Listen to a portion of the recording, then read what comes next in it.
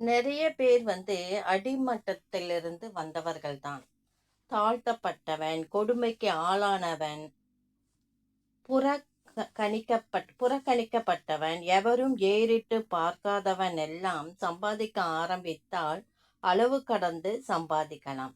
எந்த ஊரிலும் உள்ள புது பணக்காரர்களை 100 பேரை எடுத்து பார்த்தால் 50 பேருக்கு மேல் அடி மட்டத்திலிருந்து வந்தவர்களாகத்தான் இருக்கிறார்கள். அவர்கள் திறமை உண்டு, உழைப்பு உண்டு, ஆர்வம் உண்டு. அது சம்பாதிக்க அவர்களை தூண்டுகின்றது. ஏற்கனவே வசதியுள்ளவன் வசதியால் சம்பாதிக்கிறான்.